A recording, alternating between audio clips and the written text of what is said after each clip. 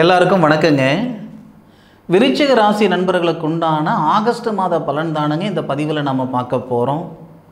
விருச்சிக ராசியில் பிறந்தவங்களுக்கு வரக்கூடிய ஆகஸ்ட் மாதத்தில் எந்த மாதிரியான மாற்றங்கள் எல்லாம் இந்த பிரபஞ்சம் தரப்போகுதுன்றது பற்றி தானுங்க ஆதாரபூர்வமாக இந்த பதிவில் நம்ம பார்க்க போகிறோம். ஆகஸ்ட் மாதம் 1ஆம் தேதி வெள்ளிக்கிழமை அதிகாலை விருச்சிக ராசிக்கு 7வது பாவகத்துக்கு அதிபதி சுக்கிர பகவானுடைய நாளில் வெள்ளிக்கிழமை அதிகாலை சித்திரை நட்சத்திரம் சொல்லக்கூடிய விருச்சிக ராசியாதிபதி செவ்வாயுடைய நட்சத்திரம், அதுபோக சுதர்சனர் அவதரித்த நட்சத்திரம் சித்திரை நட்சத்திரம் 4வது பாதம் துலா ராசி மேஷ லக்னத்தில் தானுங்க வரக்கூடிய ஆகஸ்ட் மாதம் பிறக்கப்படுது.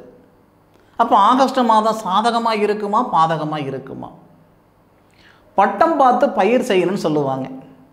3 மாதம் 4 மாதம் 6 மாதம் வளரக்கூடிய பயிருக்கு மட்டும் கிடையாது, நம்மளுடைய வாழ்க்கைக்கும் தான், நம்மளுடைய வாழ்வாதாரத்துக்கும் தான். இந்த விருச்சிக ராசியில் பிறந்தவங்களுக்கு மட்டும்தான் தொழில் ஸ்தானாதிபதியாக சூரியன் வருவார். வேறு யாருக்குமே அந்த மாதிரி அமைப்பு இல்லை. அப்போ அந்த தொழில் ஸ்தானாதிபதி சூரிய பகவான் இந்த ஆகஸ்ட் மாதத்தில் ஆகஸ்ட் 16ஆம் தேதி தொழில் ஸ்தானத்துக்கு வருவார். அருமையான நேரம், அற்புதமான நேரம். விதை விதைக்கிறதுக்கு நம்ம எப்படி நம்ம ஆடிப்பட்டம் பார்க்குறோமோ தைப்பட்டம் பார்க்குறோமோ அந்த மாதிரி வேலை வாய்ப்பில் பிரமாதமான ஒரு அனுகூலம் வரக்கூடிய தருணம் எப்பன்னா அந்த தொழில் ஸ்தானாதிபதி ஆட்சி நிலையில் வரும் பொழுது. படித்த படிப்புக்குண்டான வேலை வாய்ப்பு வரும், உழைப்புக்குண்டான உயர்வு வரும். விருச்சிக ராசியில் பிறந்தவங்களுக்கு சொல்லப்போனால் ஆகஸ்ட் மாதத்தில் விடியில் பிறக்கக்கூடிய நேரம்னு சொல்லலாம். உங்களுடைய ராசிக்கு அதிபதின்னு சொல்லக்கூடிய செவ்வாய் விருச்சிக ராசிக்கு 11வது பாவகம் சொல்லக்கூடிய லாபஸ்தானத்தில் இருக்கார். ராசியாதிபதி லாபஸ்தானத்தில் இருந்து 4வது பார்வையா தனஸ்தானத்தை பார்க்கிறார். தனஸ்தானாதிபதி உங்களுடைய ராசிக்கு 8வது பாவகத்தில் மறைஞ்சிருந்தாலும் விருச்சிக ராசியில் பிறந்தவங்களுக்கு தனஸ்தானாதிபதியாக குரு, தனகாரகனும் குரு தான், தனஸ்தானாதிபதியும் குரு தான். 8வது பாவகத்தில் இருக்கிறது அது சாதகம் கிடையாது. மாடு பால் கறக்கிறதுக்கும் பூனை குடிக்கிறதுக்கும் சரியாக இருக்குதுங்க. 7 மாத காலமாக விருச்சிக ராசியில் பிறந்தவங்களுக்கு இதுதான் நிலைமை. சம்பாதிக்கலைன்னா பரவாயில்ல, சம்பாதிக்கிறோம். மாதத்துக்கு 50,000 1 லட்சம் சம்பாதிச்சாலும் 1 பைசா மிச்சம் பண்ண முடியாது. யாரோ பிழைக்கிறதுக்கு நான் கஷ்டப்பட்டுக்கிட்டு இருக்கிறேன், பறக்க பறக்க பாடுபடுறேன், பாட்டுக்கு தகுந்த பலன் இல்லை, உழைக்கிறேன், உழைப்புக்கு தகுந்த உயர்வு இல்லை. இந்த மாதிரி உடைய ஆதங்கமெல்லாம் விருச்சிக ராசியில் பிறந்தவங்களுக்கு நிறைய பேருக்கு இருக்கும். அதுவும் விருச்சிக ராசியில் பிறந்த சகோதரிகளுக்கு ஏகப்பட்ட சங்கடம் இருக்குது. இந்த 7 மாத காலமாக இந்த சங்கடங்களெல்லாம் நீங்கக்கூடிய தருணமாக வரக்கூடிய ஆகஸ்ட் மாதம் இருக்குது. 1ஆம் தேதியிலிருந்து 13ஆம் தேதி வரை ஒரு மாதிரியான மாற்றத்தை இந்த பிரபஞ்சம் கொடுக்கும். நல்ல எண்ணம், தெளிவு, புத்தி, சிந்தனைகள் ஏற்படுத்தும். இப்போ வரைக்கும் நம்ம எப்படி இருக்கிறோம்னா விருச்சிக ராசியில் பிறந்தவங்க குதிரைக்கு கடிவாளம் கட்டின மாதிரி ஒரே பாதையில் கமிட்மெண்ட்டுக்காக இந்த வேலை செஞ்சுக்கிட்டு இருக்கிறேன். யார் வேணும்னா கேட்டு பாருங்கள். இந்த 7 மாதம் 8 மாத காலமாக விருச்சிக ராசியில் பிறந்தவங்க ஒவ்வொருத்தருக்கும் ஒவ்வொரு விதமான மன அழுத்தம்.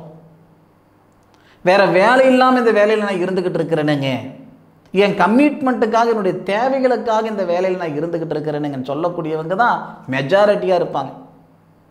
அப்போ உங்களுக்கு ஒரு நேரம் வரணும் இல்லை?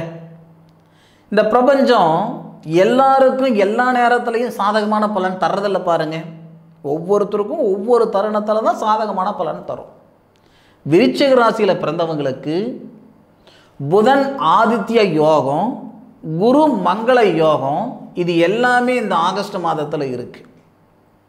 குருவும் செவ்வாவும் இருவருடைய பார்வை உங்களுடைய ராசிக்கு 2வது பாவகத்தில். அதுபோக இந்த செவ்வாவுக்கும் குருவுக்கும் வீடு கொடுத்தவர் யாருன்னு கேட்டிங்கன்னா லாபஸ்தானாதிபதி புதன். அப்போ வெளிநாடு சார்ந்த வேலை, வெளிநாடு சம்மந்தப்பட்டு வேலை, இல்லை வெளிநாடு போகிறதுக்கான வாய்ப்பு, வெளியூர் போகிறதுக்கான வாய்ப்பு, இல்லை இருக்கிற வேலையில் இம்ப்ரூவ்மெண்ட்டு, தீராத கடன் தீர்றது, மன அழுத்தம் நீங்கிறது, நிம்மதி சந்தோஷம் வர்றது, இது எல்லாமே இந்த மாதத்தில் ஏற்படும். ஒரு அற்புதமான வார்த்தை, மனுஷனுக்கு கஷ்டம் இல்லைன்னா சாமிக்கு அபிஷேகம் இல்லை அப்படின்ட்டு. உண்மைதானங்க. எல்லா நேரத்துலையும் கஷ்டம் இருக்கிறதில்ல பாருங்கள். ஏதாவது ஒரு நேரத்தில் ஏதாவது ஒரு எதிர்பார்ப்பு இருக்கும். அந்த எதிர்பார்ப்பு நடக்கலை அப்படின்ற பட்சத்தில் கஷ்ட நஷ்டம் இருக்க தான் செய்யுது. காலம் பூரா கஷ்டம் இருக்க போகிறதில்ல பாருங்கள். அந்த கஷ்ட நஷ்டம் நீங்கிறதுக்கான ஒரு நாட்கள் இருக்குமில்ல, அந்த நாட்கள் தான் இந்த ஆகஸ்ட் மாதம். 1ஆம் தேதியிலிருந்து 13ஆம் தேதிக்குள்ளார ஒரு சிலருக்கு மாற்றங்கள் ஏற்படும். 16ஆம் தேதியிலிருந்து 30ஆம் தேதி வரைக்கும் இன்னும் ஒரு சிலருக்கு மாற்றங்கள் ஏற்படும். நான் காவல்துறையில் இருக்கிறேனுங்க, நிறைய பார்க்குறோம். நாம் காலையில் பத்திரிக்கையில் பார்த்திங்கன்னா நியூஸ் பேப்பரில் ஏதாவது ஒரு மூலையில் காவல்துறையில் இருக்கிறவங்களுக்கு இந்த மாதிரி ஒரு மன அழுத்தம், இந்த மாதிரி ஒரு செய்துக்கிட்டாங்க பண்ணிக்கிட்டாங்க அப்படின்ட்டு. விருச்சிக ராசியில் நீங்கள் மருத்துவர்களாக இருந்தாலும் சரி, காவல்துறையில் இருந்தாலும் சரி, எந்த வேலை செய்கிறவங்களாக இருந்தாலும் சரிங்க, மன அழுத்தம் இந்த மாதத்தில் சத்தியமாக சரியாகும். மோசமான நோய் அது சரியாகும். கணவன் மனைவிக்குள்ளார இருக்கக்கூடிய அந்த சங்கடங்கள் நீங்கும். அதுவும் சில பேருக்கு 20ஆம் தேதிக்கு மேலே தீராத பகை தீரப்போகுது. இது ஒன்றும் இல்லைங்க, உங்களுடைய ராசிக்கு 7வது பாவகத்துக்கு அதிபதினு சொல்லக்கூடியவர் தான் திருமண ஸ்தானாதிபதி. திருமண காரகனும் சுக்கிரன் தான், திருமண ஸ்தானாதிபதியும் சுக்கிரன் தான். அவர் உங்களுடைய ராசிக்கு 9வது பாவகன் சொல்லக்கூடிய சந்திரனுடைய வீட்டுக்கு உங்களுடைய ராசிக்கு 3வது பாவகத்தை பார்க்கக்கூடிய தருணம் நல்லாயிருக்கும், நிறைவாக இருக்கும். பிரிஞ்சு போன கணவன் மனைவி ஒன்று சேருவாங்க. நிரந்தரமாக பிரிஞ்சு போனவங்களுக்கு மறுமணம் நடக்கிறதுக்கான வாய்ப்புகளை கொடுக்கும். கணவன் மனைவிக்குள்ளார புரிதல் ஏற்படும். என்னதான் காசு பணம் சம்பாதிச்சாலும் கணவன் மனைவிக்குள்ளார நிம்மதி சந்தோஷம் இல்லைன்னா வாழ வேண்டிய வாழ்க்கை, வாழ்ந்துக்கிட்டு இருக்கிற வாழ்க்கை அர்த்தம் இல்லை. ஆனால் இந்த நேரம் என்ன பண்ணும், கணவன் மனைவிக்குள்ளார இருக்கக்கூடிய அந்த சங்கடங்களை சரிப்படுத்தும். வரன் பார்த்து சலிச்சு போயிடுச்சிங்க. போகாத கோவில்களும் இல்லை. கேட்டால் நாகதோஷம் சொல்கிறாங்க, செவ்வாதோஷம் சொல்கிறாங்க, தாரதோஷம் சொல்கிறாங்க. ஒரு தோஷத்துக்கு ஒரு பரிகாரம் பண்ணலாம், ஒரு தோஷத்துக்கு 9 பரிகாரம் பண்ணிவிட்டேனுங்க. எனக்கு கல்யாணம் நடக்குமா நடக்காதான்னு எனக்கு தெரியல, என் ஜாதகம் சம்சாரி ஜாதகமா இல்லை சன்னியாசி ஜாதகமாகவே எனக்கு தெரியல அப்படின்னெல்லாம் ஒரு சிலருக்கு ஆதங்கம் இருக்கும், கவலை இருக்கும். தனஸ்தானாதிபதியும் ராசியாதிபதியும் இருவருடைய பார்வை மட்டும் தனஸ்தானத்தில் இல்லை. திருமணக்காரகன் சுக்கிரன். திருமணக்காரகன் சுக்கிரன்னா, சுக்கிரன் நாம் என்ன சொல்லுவோம்னா, விருச்சிக ராசியில் பிறந்தவங்களுக்கு திருமண ஸ்தானாதிபதி சுக்கிரன் தான், ஐன சுகஸ்தானாதிபதியும் சுக்கிரன் தான். சுக்கிரனை அசுரகுருன்னு சொல்லுவோம். அசுரகுருவும் தேவகுருவும் சொல்லக்கூடிய குரு பகவான் இருவருடைய பார்வை, இருவரும் இணைந்து இருவருடைய பார்வை உங்களுடைய ராசிக்கு 2வது பாவகன் சொல்லக்கூடிய குடும்பஸ்தானத்தில். இத்தனை நாள் நீங்கள் சன்னியாசியாக இருக்கிறீங்கன்னா இந்த மாதத்தில் அந்த சன்னியாசிக்கு ஒரு முற்றுப்புள்ளி, சம்சாரி ஆகிறதுக்கான வாய்ப்பை கொடுக்குன்னு சொல்கிறேனுங்க. வேறு ஒன்றும் கிடையாது. நான் பேசுகிற வார்த்தைகள், சொல்கிற வார்த்தைகள் ஒரு சிலருக்கு அந்த அர்த்தம் புரியல அப்படின்னு சொல்கிறாங்க. அப்படியெல்லாம் ஒன்றும் கிடையாதுங்க. கொஞ்சம் நிதானமாக கேட்டிங்கன்னா நான் சொல்லக்கூடிய வார்த்தைகள் கண்டிப்பாக அர்த்தம் புரியும். உங்களுடைய ராசிக்கு, இந்த விருச்சிக ராசிக்கு மன வாழ்க்கையில் இருக்கிற சங்கடங்கள் மட்டும் இல்லை, குடும்பத்தில் இருக்கக்கூடிய அந்த குழப்பங்கள் நீங்கும். குடும்பஸ்தானாதிபதியும் ராசியாதிபதியும் இந்த அமைப்பெல்லாம் ரொம்ப நல்ல விதமாக இருக்கிறதுனால நிச்சயம் நல்லது நடக்கிறதுக்கு வாய்ப்புகள் உண்டு. அதுபோக இந்த 10வது பாவகம் தொழில் ஸ்தானம் சொன்னேன் இல்லைங்களா, 16ஆம் தேதி சூரிய பகவான் மகம் நட்சத்திரம்னு சொல்லக்கூடிய, மகம் நட்சத்திரம்னா கேதுவுடைய நட்சத்திரம். மகம் நட்சத்திரத்தில் சூரியன் இருப்பார். மக நட்சத்திராதிபதினு சொல்லக்கூடிய கேதுவுக்கு சூரியன் வீடு கொடுத்துருப்பார். அப்போ நல்ல பரிவர்த்தனை. அந்த கேதுவும் சூரியனும் புதனும் 3 கிரகங்களும் சேர்ந்து 10வது கட்டத்தில் இருக்கும். அரசாங்க தொழில் நான் செய்கிறேன், 1000 மன அழுத்தம் இருக்குது, வேலையை விட்டுடலாமான்ற எண்ணத்தில் நான் இருக்கேன், ஆசிரியர் துறையில் இருக்கிறேன், 1000 மன அழுத்தம் இருக்குது, வேலையை விட்டுடலான்னு இருக்கிறேனுங்க. உங்களுடைய வேலையில் இருக்கக்கூடிய அந்த மன அழுத்தம் இந்த நேரத்தில் நிச்சயமாக சரியாகும், மாற்று கருத்து கிடையாது. பொறுத்தீங்க. இந்த ஆகஸ்ட் மாதம் அப்படின்றது உங்களுடைய பிரச்சனைகளுக்குரிய ஆணி வேற, உங்களுடைய சங்கடங்களுக்கு உண்டான அந்த ஆணி வேற புடிங்கி எடுத்து வீசாட்டுற அளவுக்கு இருக்கும் இந்த பிரபஞ்சம் கொடுக்கக்கூடிய நல்ல நேரம். அதில் மாற்று கருத்து கிடையாது. இப்போவும் கஷ்டப்படுறதுக்கு நான் ரெடியாக இருக்கிறேனுங்க. என்னுடைய வேதனை என்னன்னா, என் கஷ்டத்துக்கு உண்டான பலன் இல்லை, அதுதானுங்க எனக்கு வேதனை அப்படின்ட்டு தான் இந்த விருச்சிக ராசியில் பிறந்தவங்க நிறைய பேர் இருப்பாங்க. நல்ல சிறப்பான ஒரு மாதமாக இருக்கும், அதில் மாற்று கருத்து கிடையாது. சூரியன் 10வது பாவகத்தில் வர்றது ஒரு புறம் இருந்தாலும் 10வது பாவகத்தில் சனி பகவானுடைய வீட்டை பார்ப்பார். விருச்சிக ராசிக்கு 4வது பாவகத்தை பார்ப்பார்.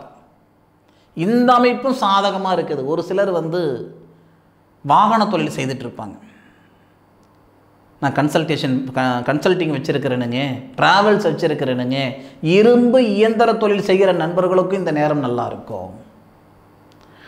விருச்சிக ராசியில் பிறந்த ஆணுக்கும் சரி, விருச்சிக ராசியில் பிறந்த பெண்ணுக்கும் சரி, விடியல் பிறக்கக்கூடிய தருணமாக வரக்கூடிய ஆகஸ்ட் மாதம் இருக்குன்றதுல மாற்று கருத்து கிடையாது. அனுபவித்து சொல்லுங்க. நான் சரியாக இருந்தது, சரியாக இல்லை, வந்தது வரல, சந்தோஷம் இருந்தது, சங்கடம் எதுவாக இருந்தாலும் அனுபவித்து சொல்லுங்கள் ஆகஸ்ட் மாதத்தில். அதுபோக எல்லாருக்கும் எதிர்பார்ப்புகள் அப்படின்றது இருக்க தான் செய்யுது. ஒவ்வொருத்தருக்கும் ஒவ்வொரு விதமான எதிர்பார்ப்பு. முக்கியமான எதிர்பார்ப்பு என்னன்னா, நடக்க போகிறது எனக்கு சாதகமாக இருக்குமா பாதகமாக இருக்குமான்ற எதிர்பார்ப்பு எல்லாருக்கும் இருக்கும். விருச்சிக ராசிகாரங்களுக்கு மட்டும் கிடையாது, எல்லா ராசிக்காரங்களுக்கும். அப்போது உங்களுக்காக ஒரு விஷயம் செய்திருக்கிறேனுங்க. என்ன அப்படின்னா, நம்ம எந்த வகையிலையும் நடக்க போகிற பலனை தெரிஞ்சுக்கிட முடியாது. நம்ம போகிற பாதை சரியா சரியில்லையான்னு தெரிஞ்சுக்கிட முடியாது. எப்பயுமே பழக்கப்பட்ட பாதையில் பயணிக்கிறதும் பழக்கப்படாத பாதையில் பயணிக்கிறதுக்கும் வித்தியாசம் இருக்குது. பழக்கப்பட்ட பாதைன்றது நடந்து முடிஞ்சு போன நாட்கள், பழக்கப்படாத பாதைன்றது எதிர்காலம். எதிர்காலம் என்னன்னு தெரிஞ்சுக்கிறதுக்கு தான் ஒவ்வொருத்தருக்கும் ஜாதகம் எழுதி வைக்கிறோம். ஆனால் இன்றைக்கி எப்படி ஆகிப்போச்சுன்னா, ஒரு பேப்பரில் கம்ப்யூட்டர் ஜாதகம், ஒரு பேப்பரில் இதுதான் ஜாதகம்னு சொல்லக்கூடிய அளவுக்கு ஆகிப்போச்சு. அப்படி இல்லாமல் பாரம்பரியத்தை உங்ககிட்ட மீட்டு கொடுக்குறேனுங்க. அப்போல்லாம் ஜாதகம் இப்படி தான் எழுதுனாங்க. ஒருத்தருடைய ஜாதகமே பார்த்தீங்கன்னா இவ்வளோ பெருசாக இருக்கும். இது ஒருத்தருடைய ஜாதகங்க, இது டைரி கிடையாது, இது விளம்பரப்படுத்தலை. இந்த மாதிரி ஒரு சாதகம் 1% கூட வியாபார நோக்கம் 1% கூட இல்லாமல் முழுக்க நான் வாழ்ந்த வாழ்க்கைக்கு ஒரு அர்த்தம் வேணுன்றதுனால இந்த மாதிரி ஒரு புத்தகம், ஒரு ஜாதக நோட்டு எழுதி தரணுங்க. ஒரு மனுஷன் பிறந்ததுலேருந்து அந்த மனுஷன் போய் சேர்ற வரைக்கும் என்ன தசை நடக்குது, அந்த தசைக்குண்டான பலன், என்ன புத்தி நடக்குது, அந்த புத்திக்குண்டான பலன். அதே மாதிரி ராசி கட்டத்தில் 9 கிரகங்கள் இருக்குதா, ஒரு கட்டத்தில் ஒரு கிரகம் இருந்தால் அதுக்கு என்ன பலன், என்ன யோகம் இருக்குது, சகலமும் ஒரு மனுஷனுடைய வாழ்க்கை வாழ்வாதாரம் இந்த 2த்தில் இருக்கக்கூடிய மொத்த விஷயங்களும் நீங்களே படித்து தெரிஞ்சுக்கிற மாதிரி இந்த சாதகத்தை எழுதி தரணுங்க. புலிப்பாணி அடிப்படையில், புலிப்பாணி சித்தர் அடிப்படையில் கவி எழுதி அது விளக்கம். பிரமாதமான ஒரு சாதக புத்தகம். சரிங்களா? சாதகம் எழுதணும்னா இந்த மாதிரி எழுதுங்க. தேவைப்படுறவங்க பிறந்த தேதி, பிறந்த நேரம், அந்த குழந்தை பேர், அப்பா பேர், அம்மா பேர், வீட்டு அட்ரஸ் கொடுத்தீங்கன்னா உங்களுக்கு சாதகத்தை எழுதி உங்களுக்கு கொரியர் பண்ணிவிடுவேனுங்க. உங்களுக்கு இது தேவைன்னா செய்துக்கிடுங்க. மற்றபடி விருச்சிக ராசியில் பிறந்த நண்பர்களை மீண்டும் அடுத்த ஒரு அற்புதமான தருணத்தில் சந்திக்கும் வரை உங்களிடமிருந்து விடைபெறுவது உங்கள் வீட்டு ஜோதிட நண்பனான மா காளிதாஸ் மணிகண்டன். திருச்சிற்றம்பலம். வாழ்க வையகம், வாழ்க வளமுடன்.